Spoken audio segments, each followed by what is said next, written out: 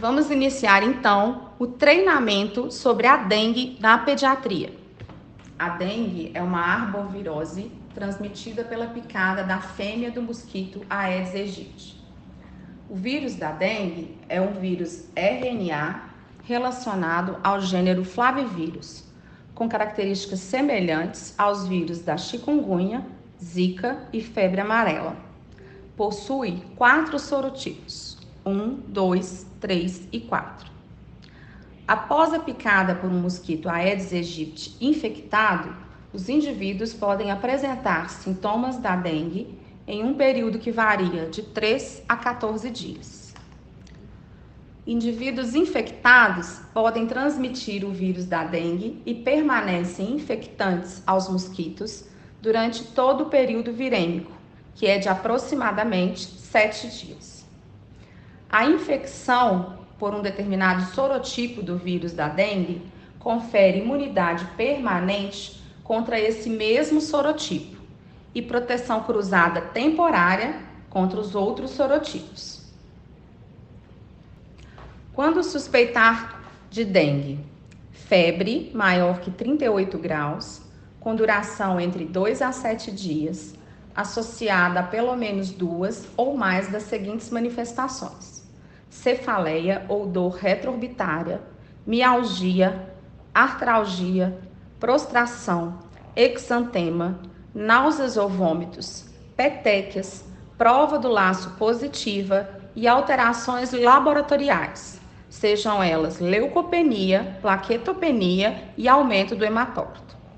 Apresentações inespecíficas, como recusa alimentar e de líquidos, diarreia, dor abdominal, rubor facial, adinamia, sonolência, irritabilidade e até mesmo dor de garganta podem fazer parte do quadro.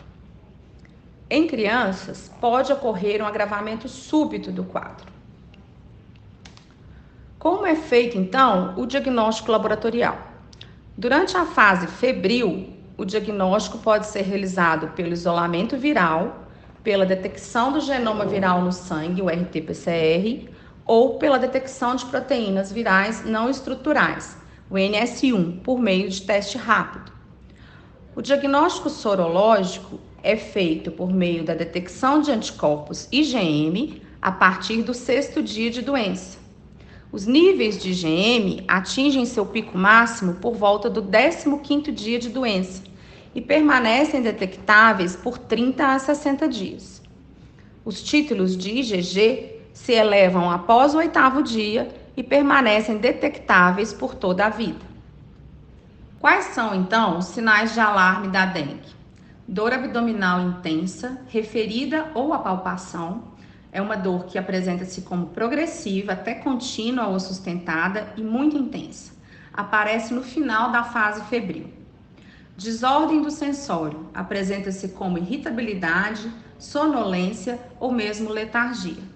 Hipotensão postural e ou lipotímia. É um fator de moderada predição para a gravidade do quadro. Sangramento da mucosa. Apresenta-se como gengivorragia, epistaxe, sangramento vaginal não associado à menstruação, hematúria e outros. Acúmulo de fluido. Ascite, derrame pleural, derrame pericárdico. Detectado por exame clínico, exames de imagem ou ambos no final do estágio febril. Sua presença não indica a gravidade da doença, mas a probabilidade de evolução para um pior prognóstico. Hepatomegalia. Apresenta-se com início abrupto, mais de 2 centímetros abaixo do rebordo costal e geralmente é uma hepatomegalia dolorosa. Aumento progressivo do hematócrito. É sinal de extravasamento plasmático. Idealmente deve ser avaliado em dosagens consecutivas durante o monitoramento. O hematócrito deve ser considerado aumentado se maior que 10% do valor de base ou dos valores medianos próprios para a idade. Vômitos persistentes. É considerado como sinal de alerta quando ocorrem 3 ou mais episódios em 1 hora ou 4 episódios em 6 horas. Situações especiais que merecem maior atenção: crianças menores de 2 anos, pacientes com comorbidades, hipertensão, diabetes mellitus, doenças hematológicas crônicas, como anemia falciforme, doença renal crônica, asma e doenças autoimunes. Prova do laço. Por muito tempo, a prova do laço vem sendo recomendada no estadiamento da dengue. No entanto, uma revisão sistemática publicada em 2022 pela Organização Pan-Americana de Saúde, Organização Mundial de Saúde, OPAS-OMS, identificou 217 estudos em que o valor de predição da prova do laço foi baixo para formas graves e critério de hospitalização. Para essas circunstâncias, sua realização pode trazer discordância na condução dos casos.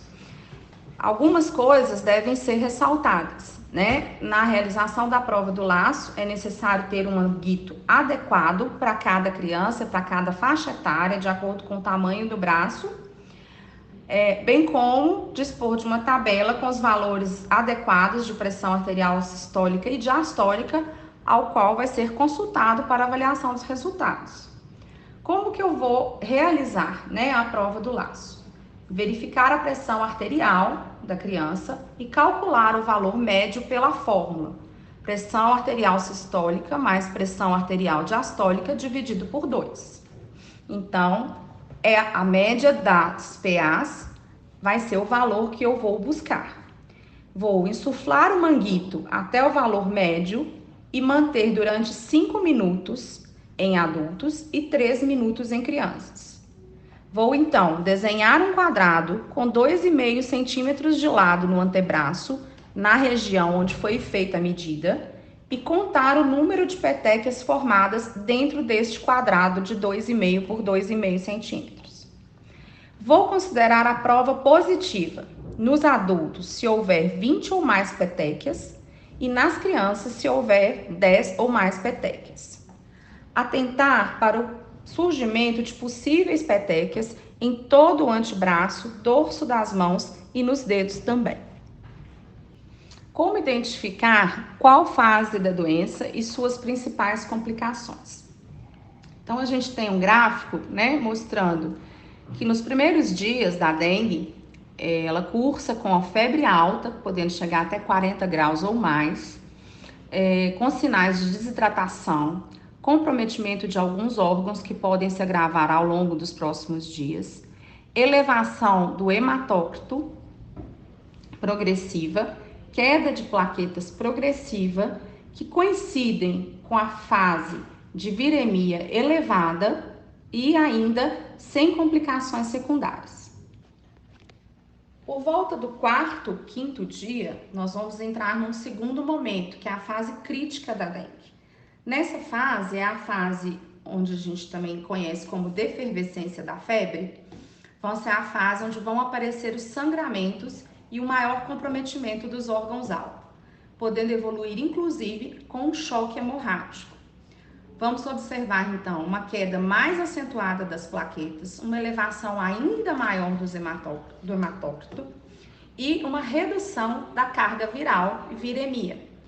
Mas, nessa fase, eu ainda não consigo fazer a detecção por títulos sorológicos. No terceiro momento, depois da passagem do 6º para o 7º dia, vou entrar na fase de recuperação. Nessa fase de recuperação, eu ainda posso voltar a ter febre, mas uma febre mais baixa, um estado febril. Ocorre a reabsorção da sobrecarga de fluidos recebidos, né, ou produzidos durante a fase crítica. Ainda pode ser visto algum comprometimento de órgãos-alvos, as plaquetas começam a se elevar e o hematócrito começa a baixar. Nessa fase, a viremia começa a desaparecer e os títulos sorológicos começam a subir. Como conduzir, então, um caso suspeito de dengue?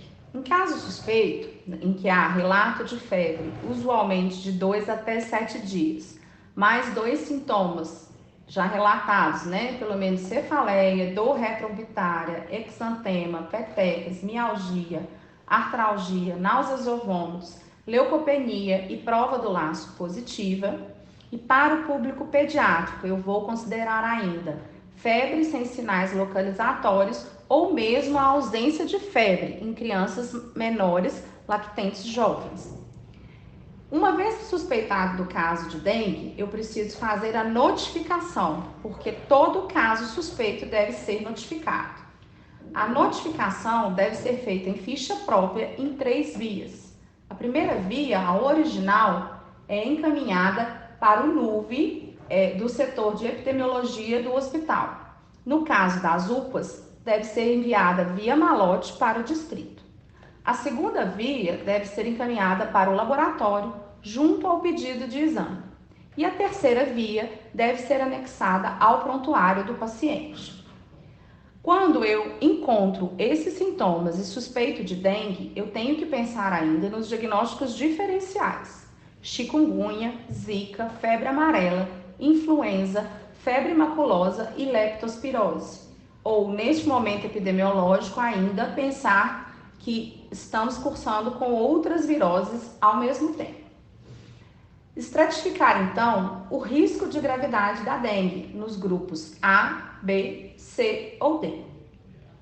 Iniciar a hidratação dos pacientes suspeitos de imediato, de acordo com a classificação, enquanto aguardam exames laboratoriais.